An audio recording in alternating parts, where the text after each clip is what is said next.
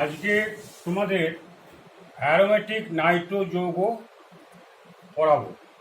Aromatic Nitro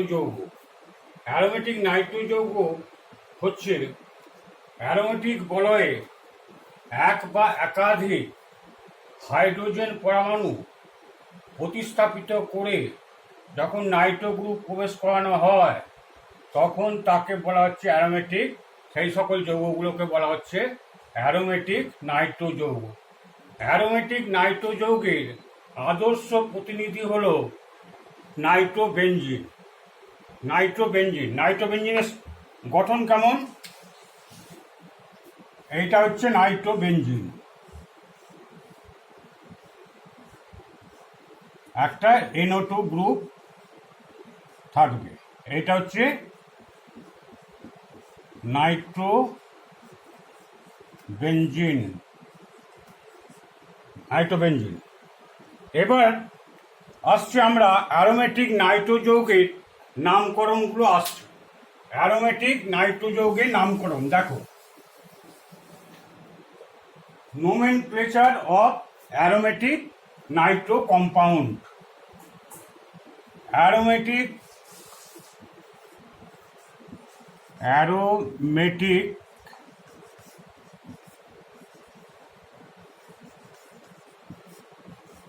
Nitro যৌগের নামকরণ বা নোমেনক্লেচার অফ অ্যারোমেটিক কম্পাউন্ড। যেমন ফার্স্ট লিখছি আমি, দেখো পরপর। এইটা হচ্ছে NO2, এটা নাইট্রোবেনজিন।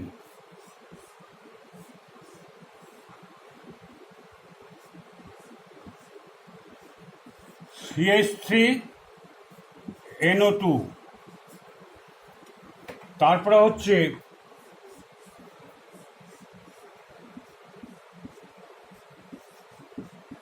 CH3NO2,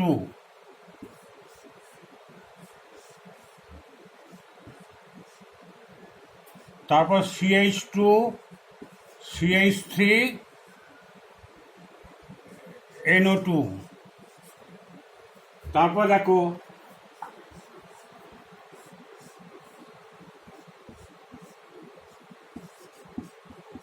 CH3NO2, NO2। তাহলে এইখানে দেখো এইটার নাম কি? নাইট্রোবেনজিন, প্রথমেই বললাম। তারপরে হচ্ছে এইটার নাম হচ্ছে 1-ইথাইল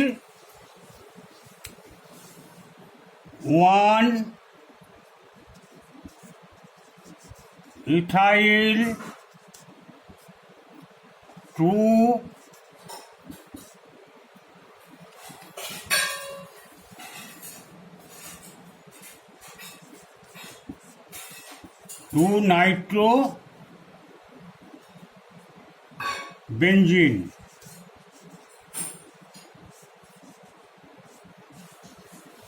এটার নাম হবে 4-নাইট্রোটলুইন। এটাকে এমনিও বলা যাবে 2-নাইট্রো, এখানে 1, এটা 2, 2-নাইট্রোটলুইন। এটা হচ্ছে, এটার নাম কি হবে? 4, 1, 2, 3, 4, 5, 6। এটার নাম হবে 4-নাইট্রোটলুইন। আর এটার নাম হবে কি? এটা যদি লেখা হয়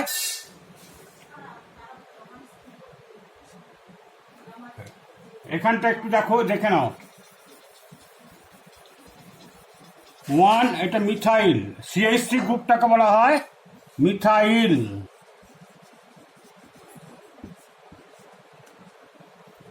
1-মিথাইল 2-নাইট্রোবেনজিন। এটার নাম হচ্ছে 4-নাইট্রোটলুইন। কারণ এইটা যদি নাইট্রো গ্রুপ না থাকে তাহলে হয় এটা টলুইন। তারপরে হচ্ছে এটা কি নাম হবে?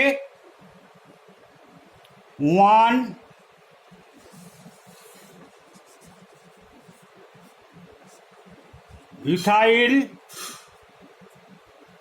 1 2 3 3 নাইট্রো বেঞ্জিন।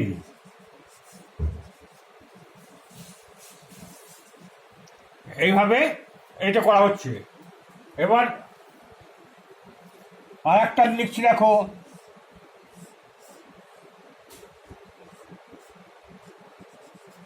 NO2 NO2 1 2 3 4 5 6 1,3 ডাইনাইট্রোবেনজিন 1,3 ডাইনাইট্রোবেনজিন 1,3 ডাইনাইট্রো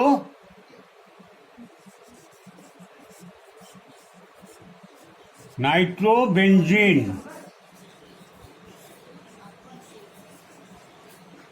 1,3 ডাইনাইট্রো, 1 পজিশনে NO2 আর 2 পজিশনে, বা এটাকে বলা যায় মেটা ডাইনাইট্রোবেনজিন, বা একেও বলা যায় মেটা ডাইনাইট্রোবেনজিনও বলা যায়। এইগুলো হচ্ছে অ্যারোমেটিক নাইট্রো যৌগের নামকরণগুলো তোমাদেরকে বললাম। এবার আসছে আমি অ্যারোমেটিক নাইট্রো যৌগের কী করে প্রিপারেশন প্রস্তুতি। এটা হচ্ছে অ্যারোমেটিক নাইট্রো যৌগের প্রস্তুতিগুলো কিভাবে করবে।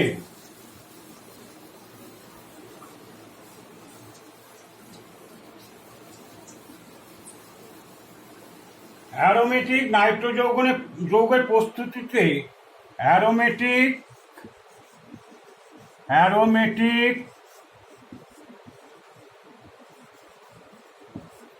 নাইট্রো যৌগের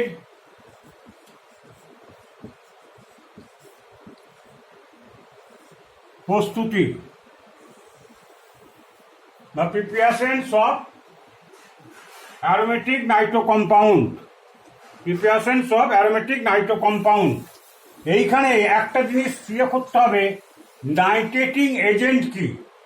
নাইট্রেটিং agent, নাইট্রেটিং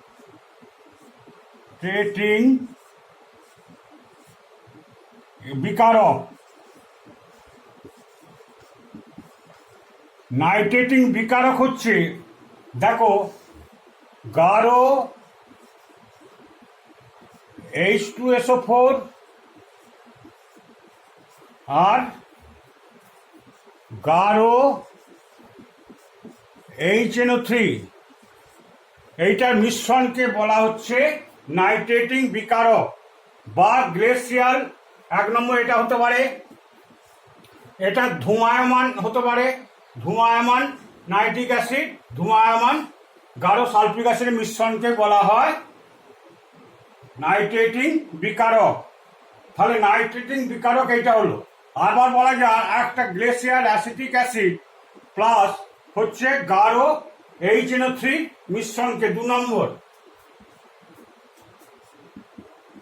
glacial acetic acid CH3COOH, glacial acetic acid, glacial হবে এটা, প্লাস গাঢ়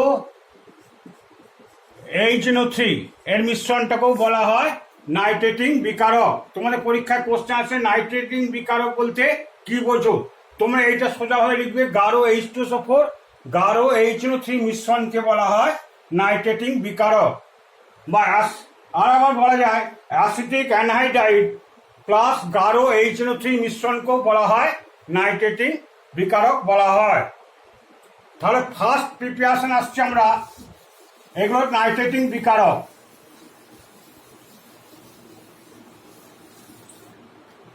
তাহলে দেখো এখানে ফার্স্ট প্রিপারেশন 1 নম্বর লিখছি, কি করে করা যাচ্ছে। 1 নম্বর,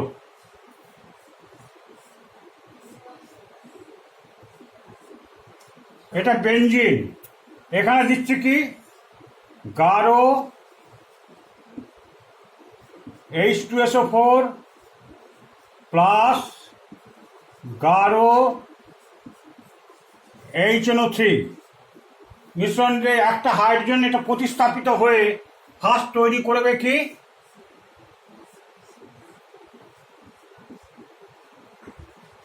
NO2 নাইট্রোবেনজিন। এখানে টেম্পারেচারটা 50 থেকে 60 ডিগ্রি সেন্টিগ্রেড রাখা হয়।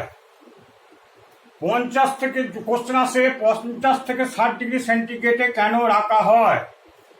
রাখা হয় কারণ হচ্ছে, তাহলে কি হবে, এর উপরে টেম্পারেচার যদি যায় 60 ডিগ্রি সেন্টিগ্রেড উষ্ণতায়, 60 ডিগ্রি সেন্টিগ্রেড উষ্ণতায় যদি যায়, তাহলে দেখা যাবে এটা মেটা ডাইনাইট্রো বেঞ্জিনে পরিণত হয়। তখন এই ইয়েটা থাকে না, কন্ডিশনটা যদি ব্রেক করা হয় তাহলে তখন হয়ে যাবে মেটা ডাইনাইট্রো বেঞ্জিন, NO2 মেটা ডাইনাইট্রো বেঞ্জিন বা 1,3 ডাইনাইট্রো বেঞ্জিন হয়ে যাবে। এই জন্য 50 থেকে 60 ডিগ্রি সেন্টিগ্রেড উষ্ণতায় রাখা হয়। তাহলে এইটার মেকানিজমটা আমি আনছি বা ক্রিয়া কৌশল।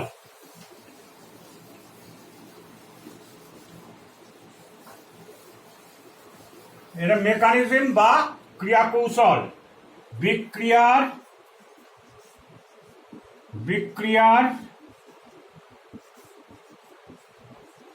ক্রিয়া কৌশল, বিক্রিয়া বা মেকানিজম বলা হয়, বা মেকানিজম বলা হচ্ছে, বিক্রিয়া ক্রিয়া কৌশল বা মেকানিজম। এইখানে দেখো এটা বেঞ্জিন,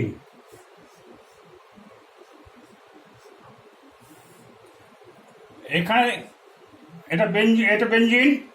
ফার্স্ট আমি এটা ইয়ে করে নিই, নাইট্রেটিং এজেন্টটা কিভাবে নাইট্রোনিয়াম আয়ন তৈরি করে সেটা দেখো। HNO3 কে লিখছি OH আর NO2। এইখানে দেওয়া হচ্ছে H2SO4 plus H2SO4 plus 2H2SO4, গাঢ় H2SO4, গাঢ় HNO3টা লিখলাম কোনটা, এইভাবে লিখলাম। এইখান থেকে H2SO4 কি দেয়, H প্লাস দেয়। এই H প্লাস, এই ইলেকট্রন যুগল আছে, এই ইলেকট্রন যুগল দ্বারা এটা অ্যাট্রাকশন করবে কি OH2 প্লাস NO2। এ তখন কি করবে, এর ইলেকট্রন ডেফিসিয়েন্সি যেহেতু আছে, এই H2O জল আকারে বেরিয়ে গিয়ে NO2 প্লাস নাইট্রোনিয়াম, এটার নাম কি, নাইট্রোনিয়াম আয়ন। এটার নাম হচ্ছে নাইট্রোনিয়াম আয়ন। এই তাহলে কি ভালো করে দেখো, ভালো করে, HNO3 কে এইভাবে লিখলাম, প্লাস H2SO, গাঢ় H2SO4, এটা গাঢ়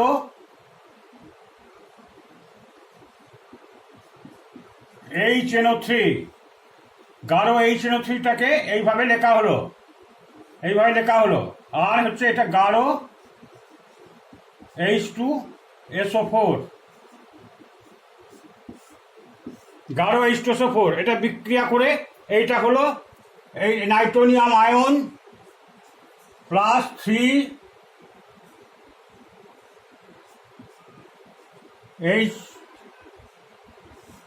3O plus 2HSO4 minus NO2 plus H3O plus 2HSO4 minus. এইবার দেখো বেঞ্জিনের সঙ্গে এই নাইট্রোনিয়াম আয়ন কিভাবে ক্রিয়া করে, ভালো করে দেখো এখানটা।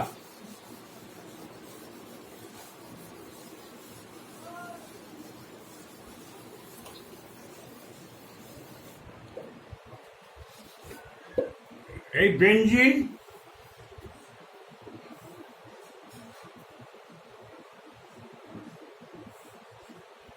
এখানে NO2 প্লাস,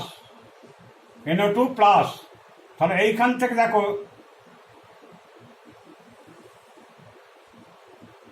এই বেঞ্জিন রিংয়ের 3টে ডবল বন্ড আছে।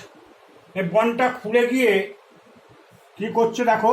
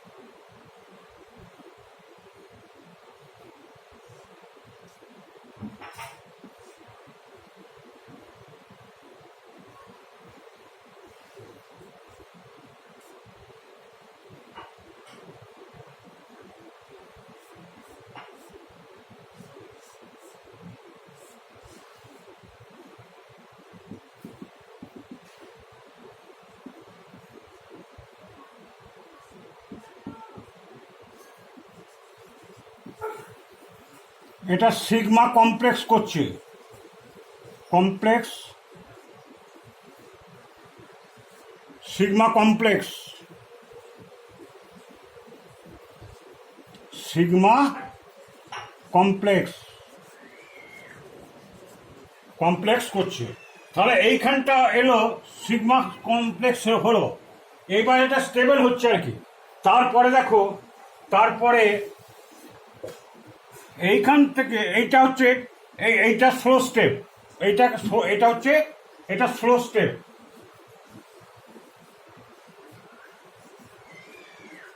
স্লো। তারপর দেখো ফার্স্ট স্টেপে কিভাবে নাইট্রোবেনজিনটা তৈরি হচ্ছে।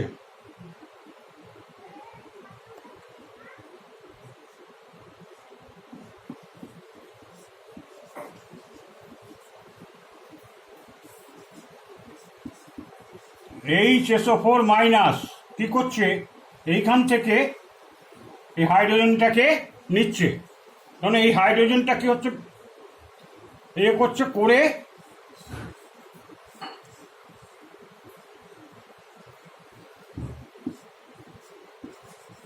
NO2 তৈরি করছে। এইটা HSO4 মাইনাস, এ কি করছে, ওই যে HSO4 মাইনাস রেখে দেখিয়েছি, এ কি করছে একটা হাইড্রোজেনকে নিয়ে নিচ্ছে, নিয়ে বেনজিন নাইট্রোবেনজিন ফরমেশন করছে। এইটা হচ্ছে মেকানিজম। হ্যাঁ, এই একই দেখা যায় যদি তোমরা দেখো,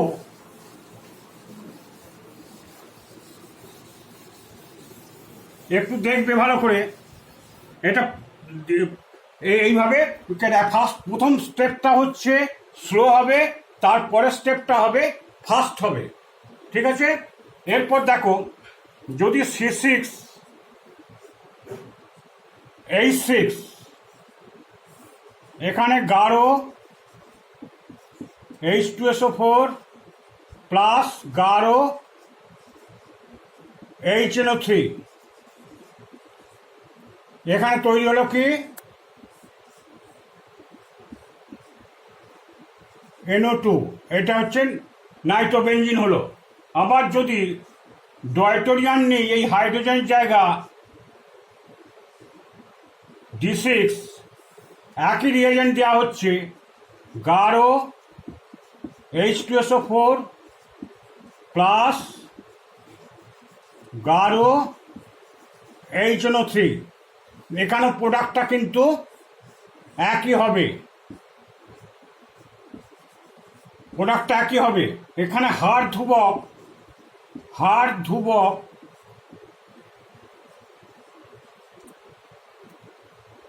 ধ্রুবক হচ্ছে সমান K1, এখানে হার ধ্রুবক বা রেট কনস্ট্যান্ট K2। এখানে দেখা যায় রেট ডিটারমিন স্টেটে দেখা যায় K1 সমান K2, এখানে পুরো দুটোই রাইট কনস্ট্যান্ট দেখা যায় একই হয়েছে, কারণ হার্টটা সবসময় ডাইটেরিয়াম হচ্ছে ভারী মৌল, এর ব্রেকিং বা ব্রেক করতে, হাইড্রোজেন পরমাণুকে ব্রেক করতে অনেক ক্রিয়া হয়, মানে এনার্জি ফ্লিপ করতে, ডাইটেরিয়ামকে ফ্লিপ করতে অনেক এনার্জি লাগে। তা সত্ত্বেও ফার্স্ট যে কমপ্লেক্স তৈরি হয় ওইটাই কিন্তু গতি বা বিক্রিয়ার গতিকে নির্দেশ করে। তাই জন্য এই সিগমা যখন কমপ্লেক্স তৈরি হয় তখনই কিন্তু এইটা তৈরি হয়ে থাকে, ওইটাই রেট ডিটারমিনিং স্টেপ হয়ে থাকে, কারণ ওইটাই হার ধ্রুবক রেট ডিটারমিনিং স্টেপ বা গতি নির্ণায়ক সূত্রের যেটা পড়ছে গতি নির্ণায়ক ধাপ বলা হচ্ছে যখন সিগমা কমপ্লেক্স। ওই জন্য হার ধ্রুবকটা কি হয়, K1 ও K2 সমান হয়ে থাকে। ঠিক আছে, তাহলে আজ এই পর্যন্ত থাকুক। এর পরের ক্লাসে তোমাদের অন্যান্য নাইট্রো কম্পাউন্ডগুলো প্রস্তুতিগুলো আরও পড়াবো।